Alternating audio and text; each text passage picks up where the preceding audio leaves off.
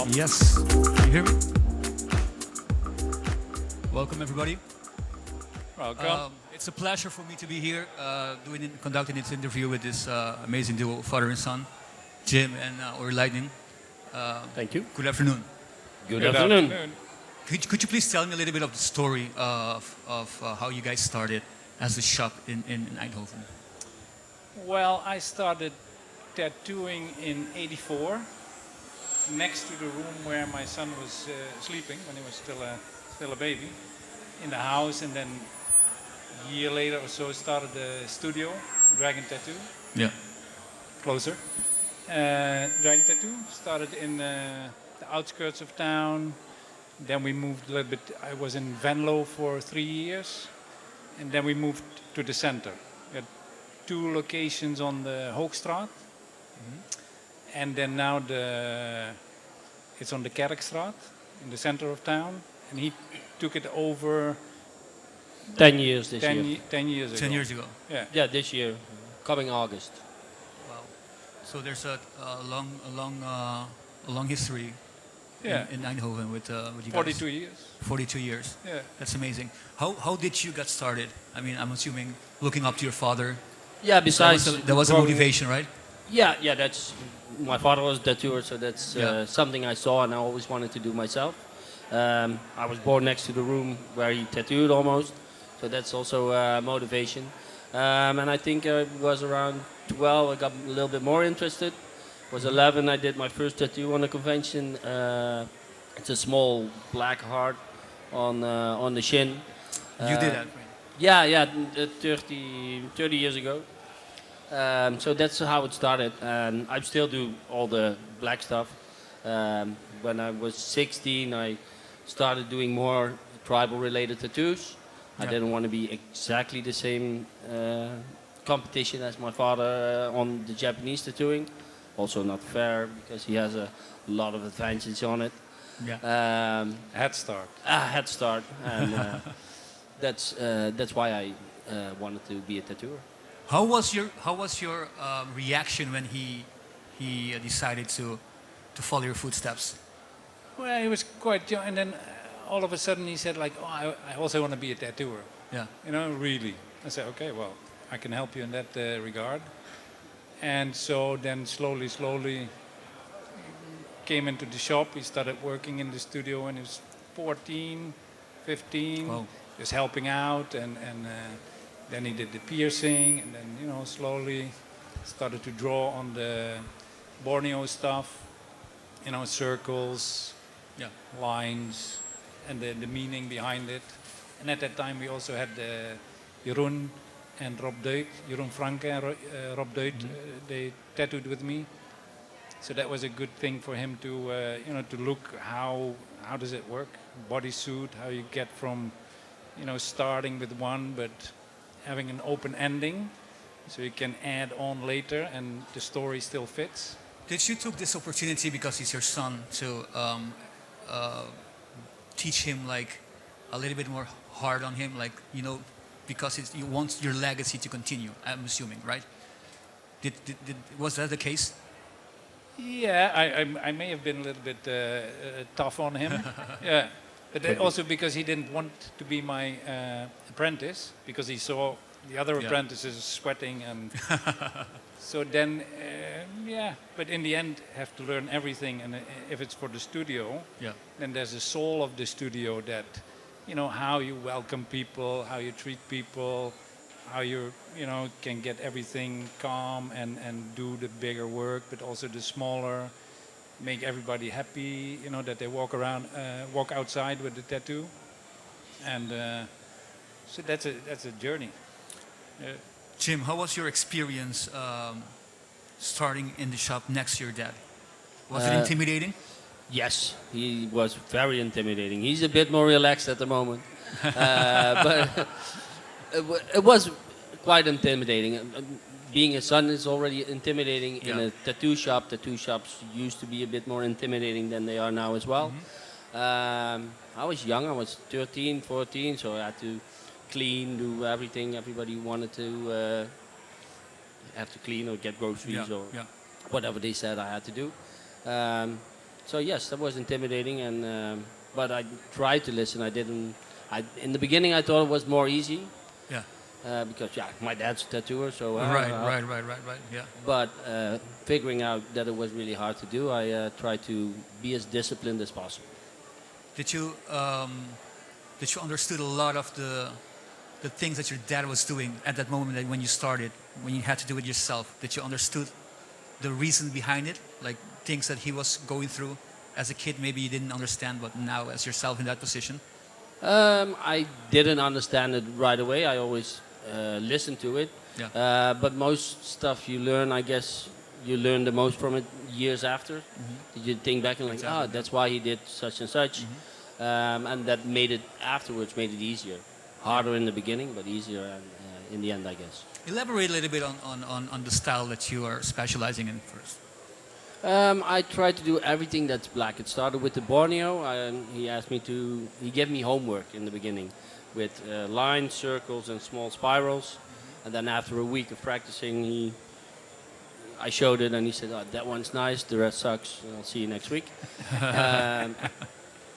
And the thing with the tribal tattooing, what I like so much, there's a symbolism behind it, and you can play with symbols. So you can ask a story, you can tell me a story. I'm trying to figure out which symbols you like and which fits the best, and make it incorporate into a story that's for now, and in 10 years or 5 years or 6 months later, I can add on to it.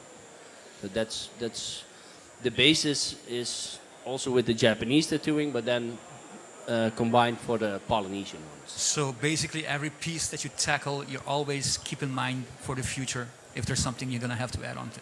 Yeah, in my head, it's like similar with Japanese tattooing. You make already a plan for, Yeah. you plan ahead. Yeah, So yeah. I already know. I'll do you a full sleeve. I know if you only want the top part. In my head, I already draw the full sleeve, and it works with the system. So then it becomes more easy. Ori, how about you? Could you elaborate a little bit on the Japanese style? This is a style that is, it's something that has a huge, rich culture in it. So could you elaborate a little bit on it?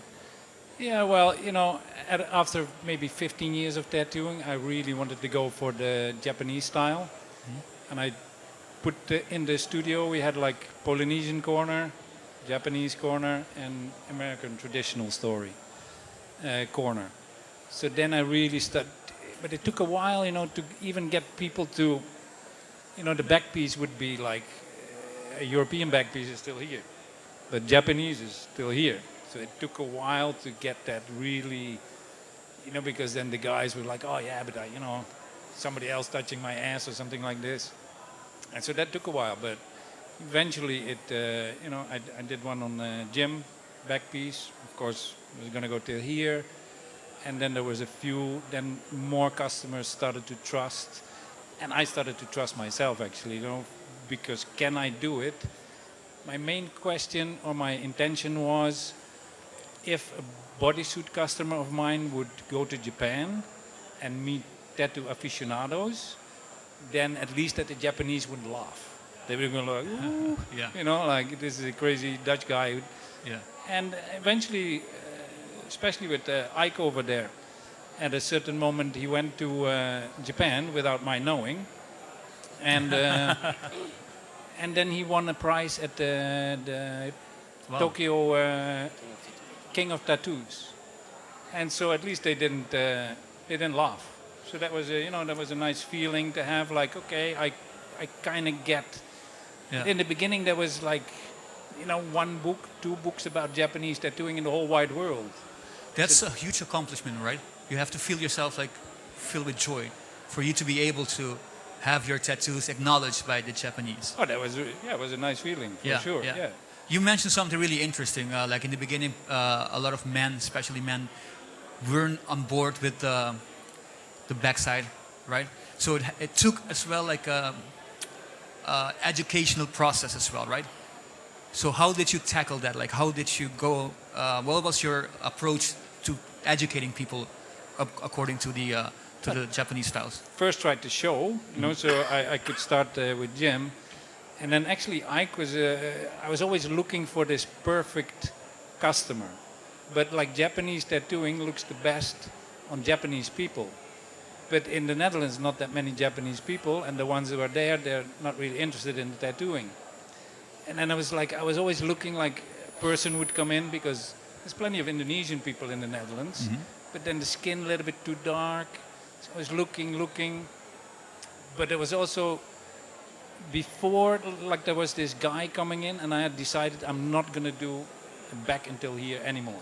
I'm just gonna do to here, that's it. And then this guy comes in, he wants a dragon on his back. I'm like, oh yeah, nice, you know, like we can do the swirl on the butt and this. No, I only want till here. I said, no, you know, so I gave it my best talk, and I'm good in convincing if I want to. But he also gave it his best. He said, no, I've been 15 years saving up, I want a tattoo from you, blah, blah, blah. So I was going back and forth, and in the end I said, well, I'm not going to do it, I'm sorry. So he went out, a little bit grumpy, and I said, yeah, sorry, dude, you know. And then like a week later or 2 weeks later, Ike stepped in the door. And he was living in, so he was on his bicycle every day for 20 years, passing my studio. But already in his head, he wanted something like that. And you never saw him before? But it wasn't the time yet. Yeah. So then, after I made that switch, and I think energetically, then he drove past the studio and he's like, yeah, maybe now. Yeah. So, and then it became much easier. After him, I never had anybody discuss it. It's just like, oh, this is how it's going to be. And then I had a few to show, like, it's going to look like this. This is, because if you make a back piece till here, Yeah.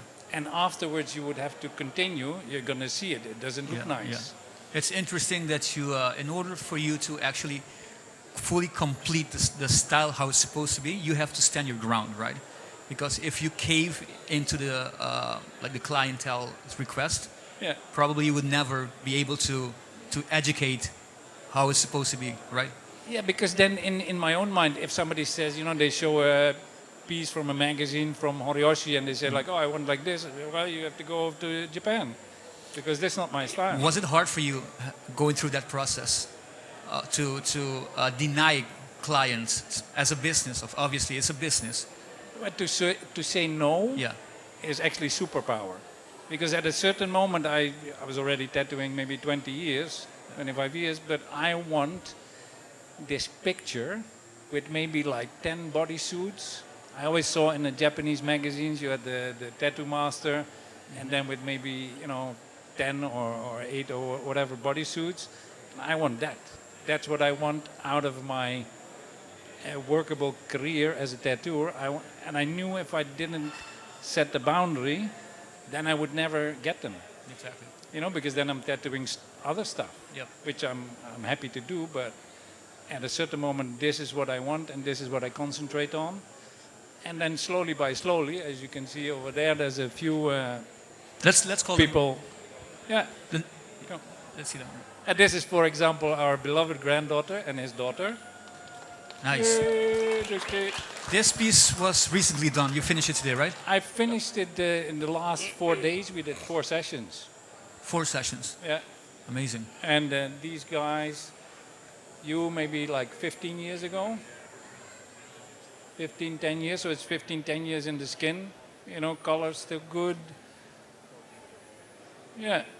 And then Marco came along. He's like, yeah, he was like, we were having a gathering in our, in my house, and he saw all these tattooed people. He's like, how does it actually work to get a bodysuit like that? I said, well, you make a down payment, you come to the studio, we'll figure it out.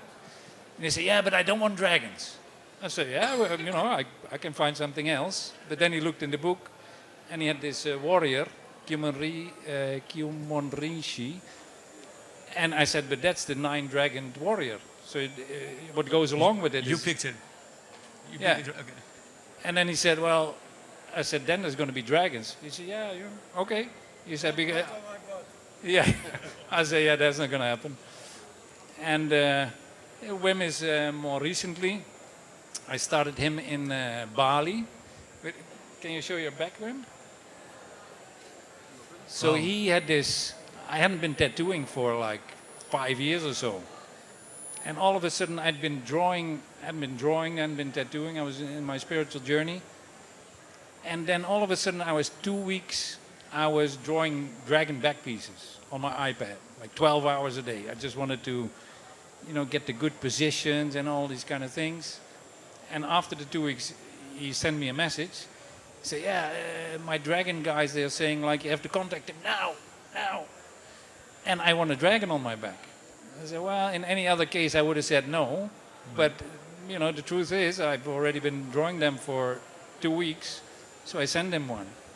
He's like, whoa, that's big. I say, yeah, well, if you want me to come out of retirement, that's how it's going to work. And then he came to Bali. And first I said, well, if we do all the lines and the background in 2 weeks' time, that'll work. But he said, no, I want as much as possible. I said, okay. So we did this back in 15 days. Guys, what most people don't understand is a commitment that each of you guys have to make as well, right? It's a journey between the client and the artist. Exactly. So could you elaborate as well, because it's not something that you can just, I want this. It's could you elaborate on the whole process? Well, I was doing a series of warriors, so the Kunioshi.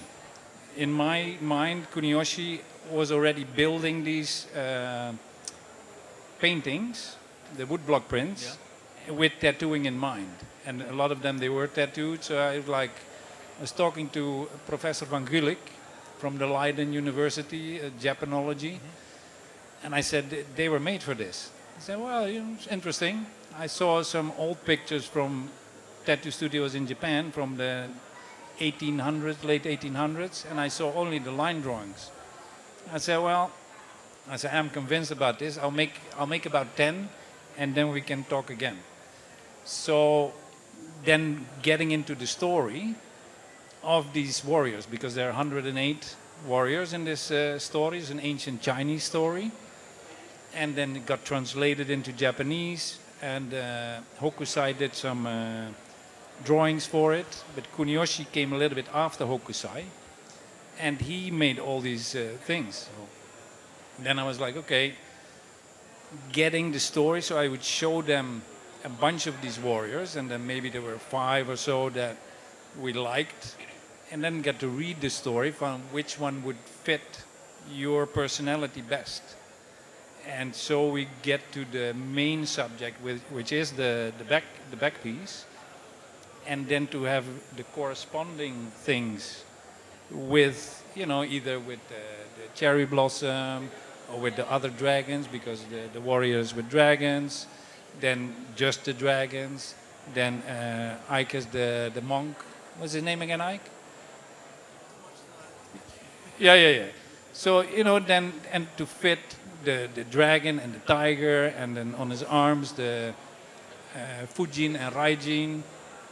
So, so that make the story fit together with the pieces of information that I had at the time. Which was, now there's many, you can get a Japanese book translated into English by ChatGTP. Yeah. Back then, the information was very, very small. But then, to make the contrast with the colors, and I kind of figured out what contrasting colors was, because I never went to art school. But I was like, sometimes had to, because I really wanted to know something, how it's supposed to be done. Because I know the Japanese, they always have a reason. It's not just because the dragon, the green dragon has a red belly. It always has a red belly. So why is that? And then I started to mull that question in my own being. And then at a certain moment, something would come to me. And I'm like, oh, maybe it's this.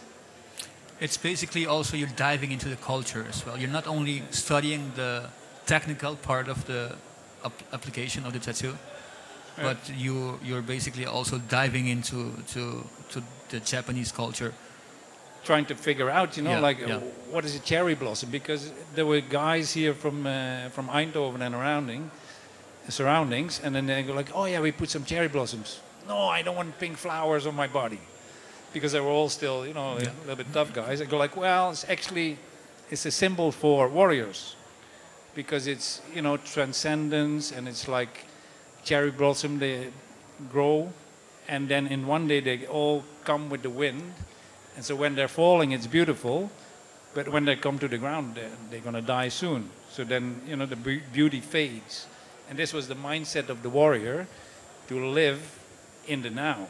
Yeah. So to, you know, you always have to be prepared to die, and then you can live better if you have that in mind. Jim, let's elaborate a little bit on the style that you're specializing in, Yes. and like Thank you. how did you dive into the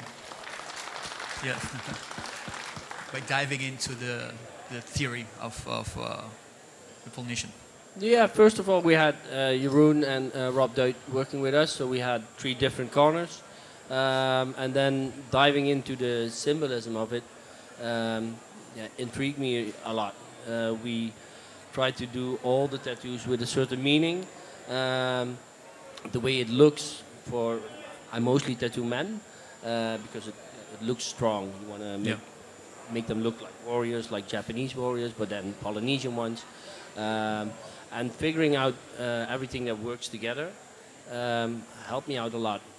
You don't have the traditional, less traditional than Japanese tattooing. So you have people that can start with a lower arm, lower leg, and then build from there on.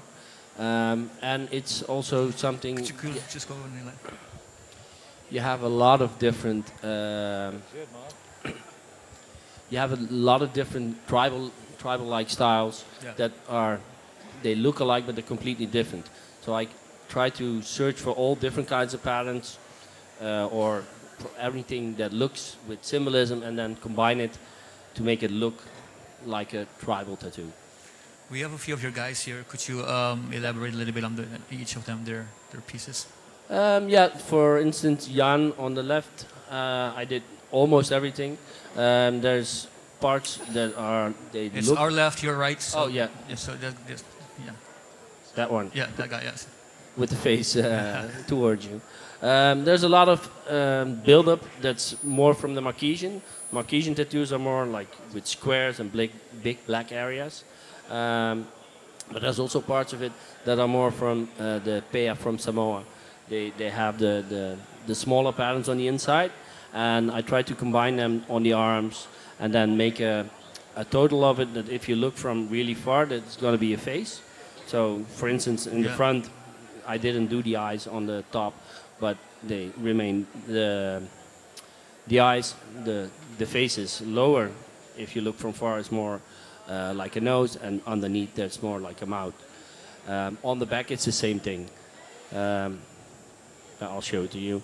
The left shoulder blade and the right is then the eyes. In the middle is the nose, and on the bottom is the. It's incredible, incredible work, man. Thank you very much. How big of a project was this one? This how long did it took you?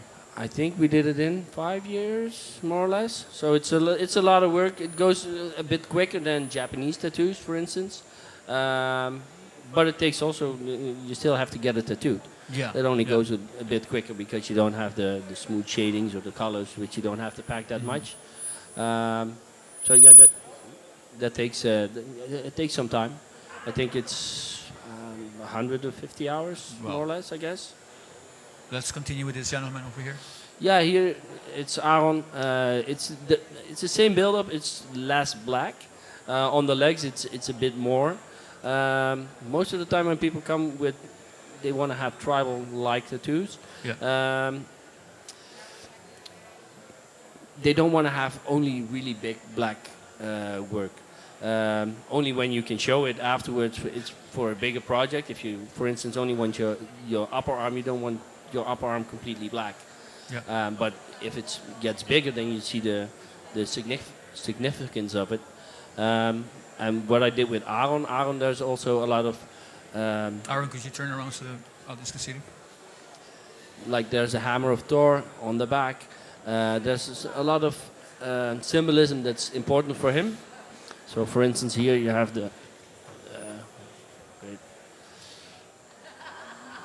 the top here, and this makes the anchor, and I try to fill it in with all different kinds of symbolism and patterns, so it will look apart. But it's symbols that are important for him, and for me, it's important to make it look like a tattoo that I did with respect for the Polynesian culture, without being it completely from one style. Did you find it Also with the Nordic, Yeah, with the Nordic. different kind of traditions. Yeah, the different traditions and the different symbols that are in it.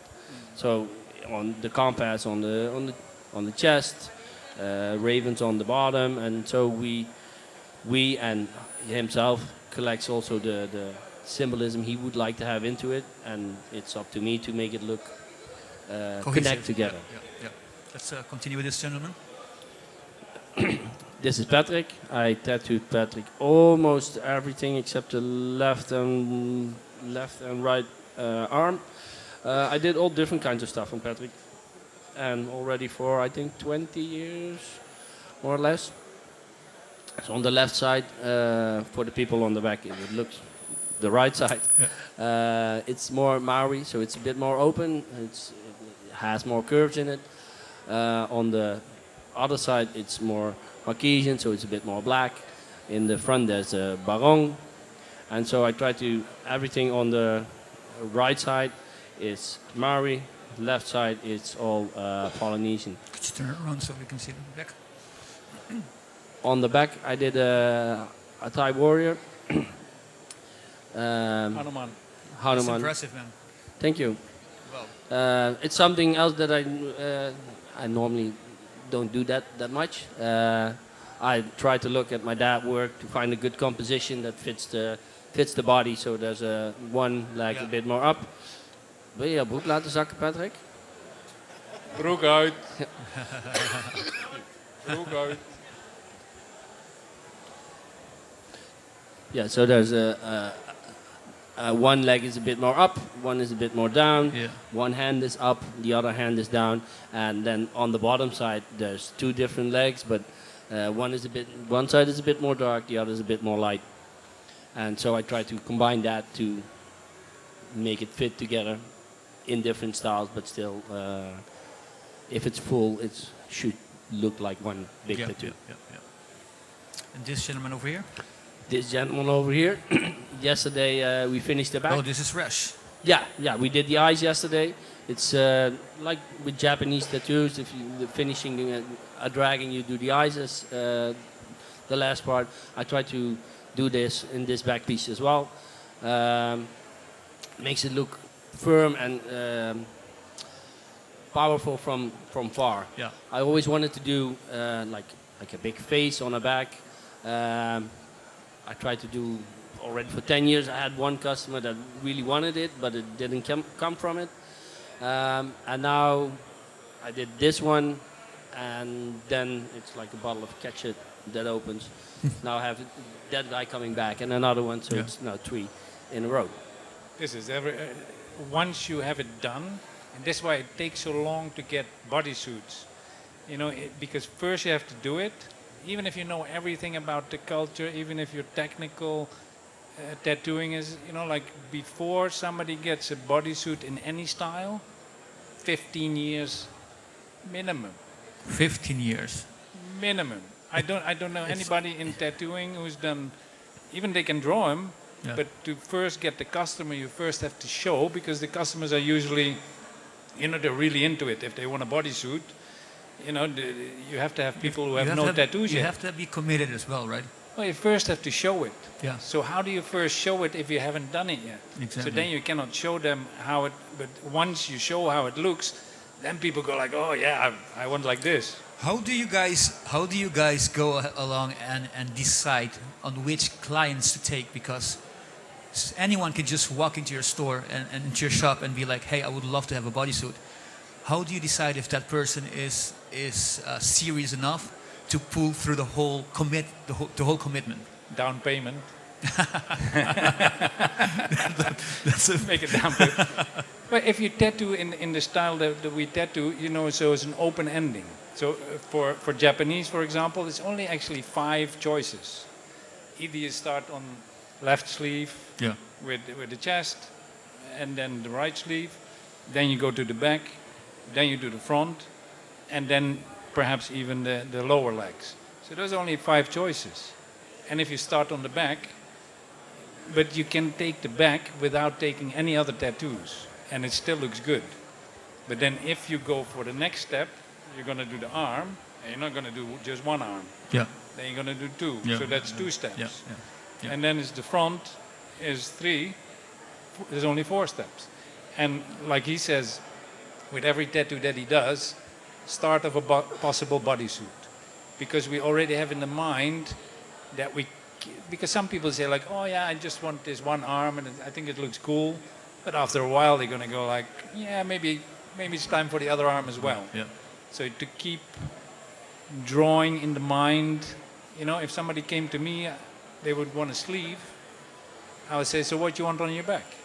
And they go like, no, I don't want my back. I say, well, this bodysuit style tattooing, so let's just pretend that in a few years you might want to, then I would want that the sleeve fit the back. Let's finish with this gentleman, Jim. Oh yes, Iwan. He has on the front, on the top, he has work from Jeroen Franke, and one arm. On the back, I did also a tiki. It's a he had a tribal on the top, so it's a cover up. And to find a way to cover that up, I try to use a lot of patterns that use different directions, so it becomes a bit more easy. And to make a bigger tiki already.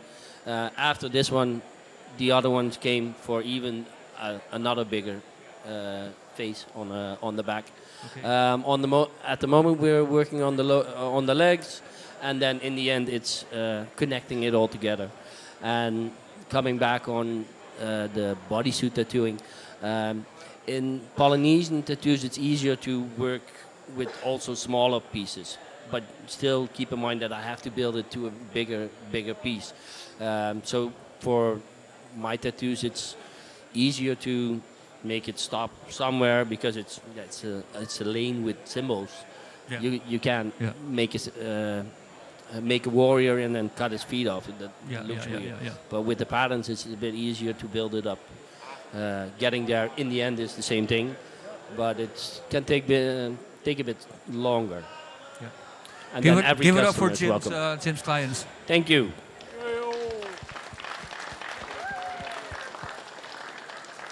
Let's take one of your clients, for example. Have you ever had one of them that started like you mentioned? I would like to have like just my left arms, and then you ended up doing like a whole bodysuit. I think all of them.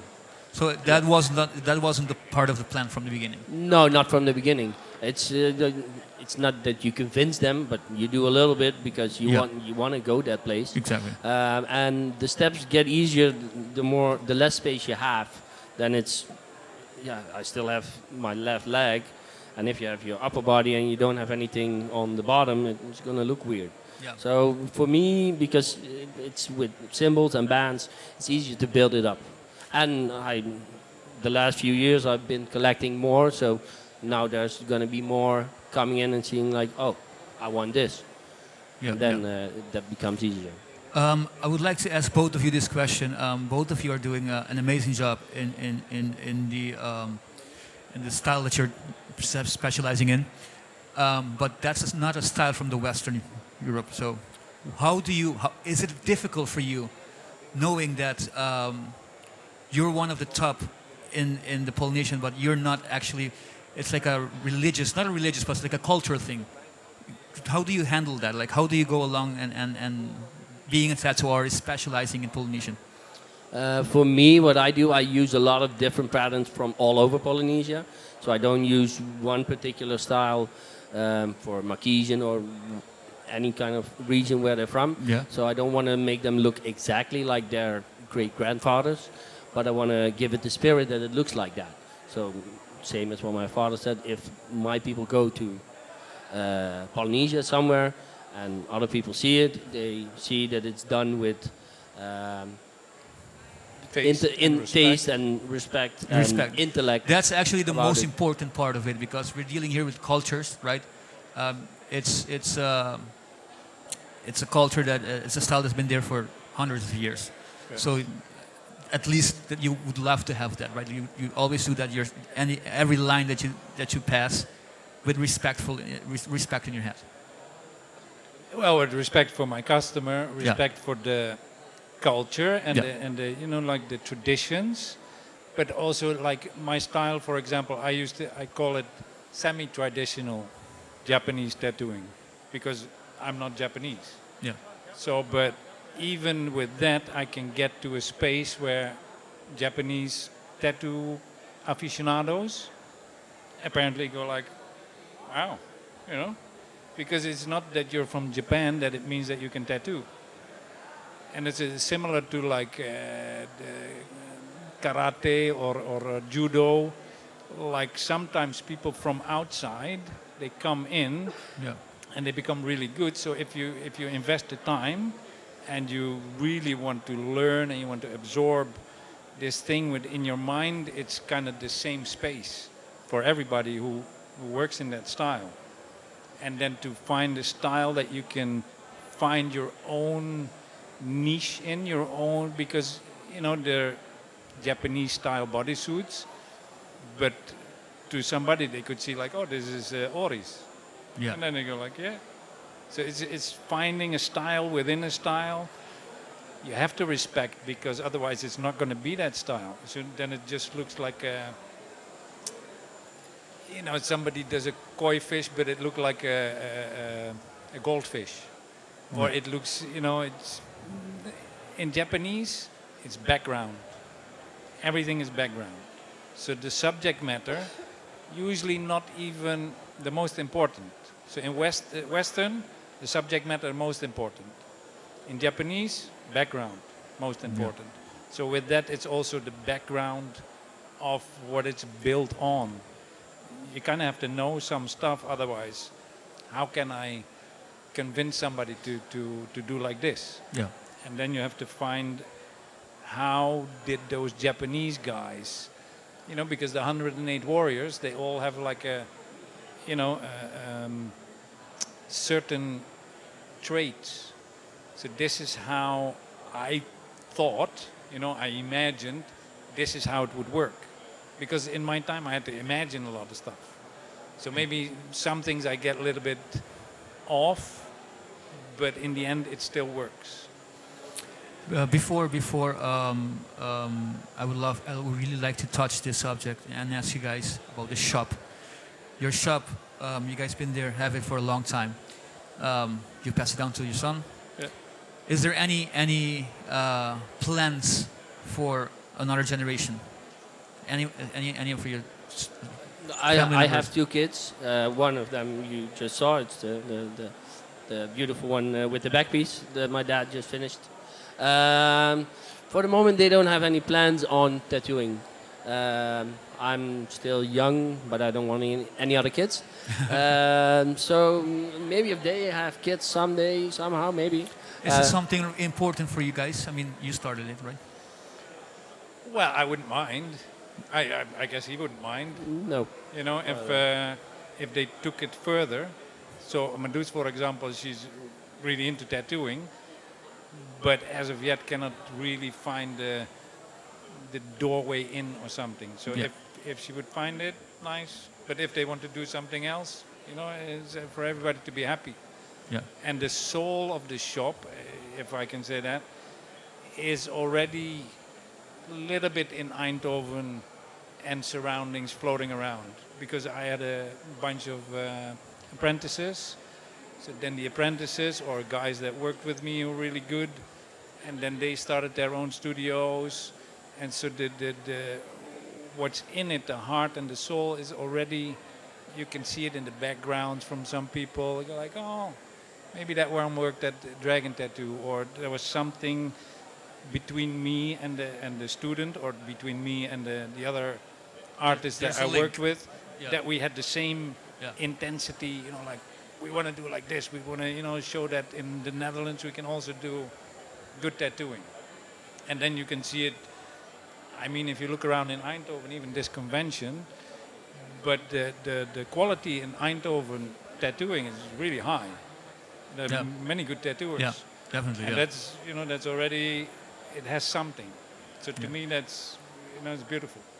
Do you have do you feel like the new generations is already like at the point that they are taking things a little bit further, or Oh, they're already there? oh, definitely.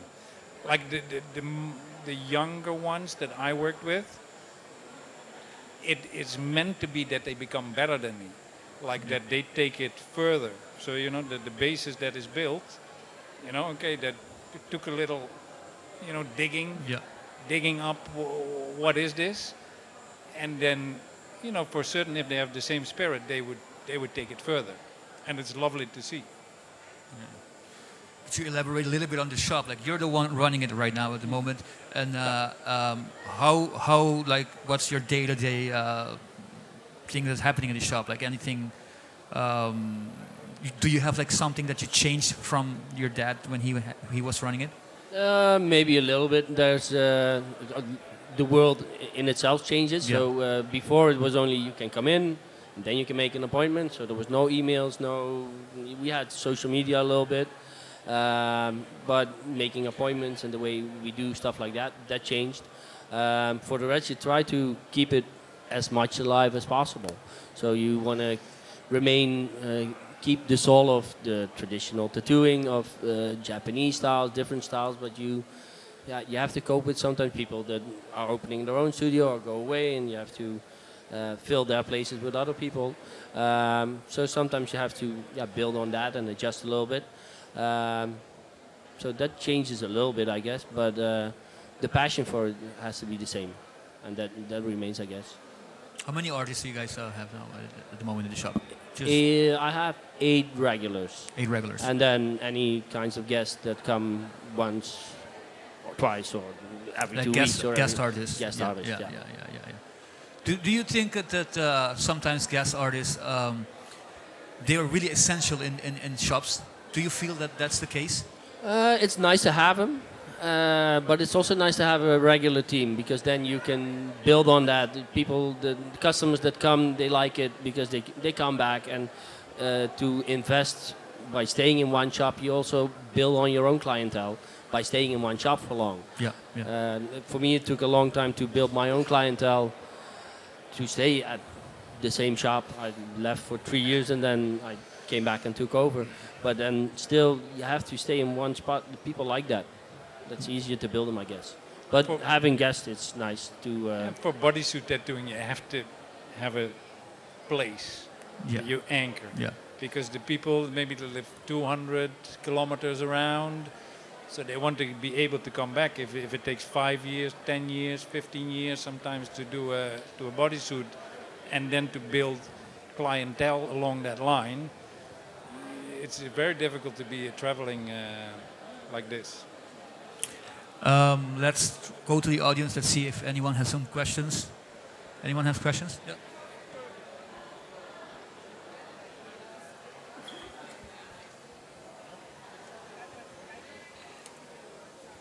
Hi, my question is for you, Ori, and I'm wondering because I'm personally very interested in flower symbolism, and you mentioned that that carries a lot of symbolism in your work. But I was just wondering how you handle sourcing that symbolism, because, for example, it differs. Like I noticed that especially at translating Japanese literature, it very much differs from language to language, and from source to source, and from period to period. So since this is a permanent choice, I wonder how you settle on it.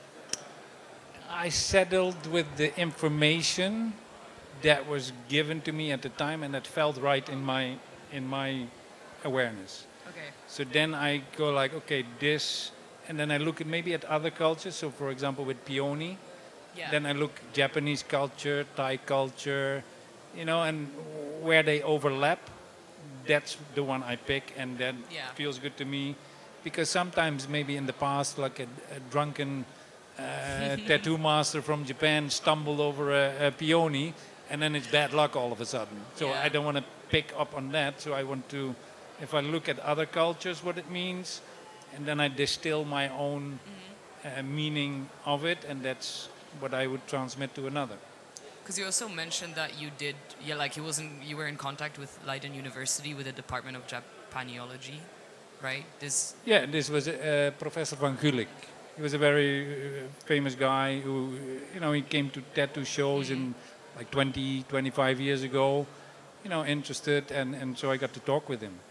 And then was Inge Klompmaker, who did a book on the Japanese warriors, of Brigands and Bravery, which was to me like when I got that book, it was like, like this is something I could really work with. And she had already investigated and translated and a lot of stuff about it. So this is how I kind of started to piece the story together.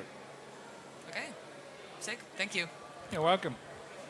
Do we have any more questions? No? I have one question for you guys to close.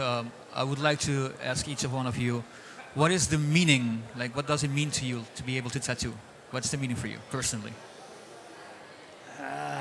It's a big fucking question, isn't it? Well, from when I was 15, actually when I was 13, I read this book Papillon, and I had planned to have my pirate life.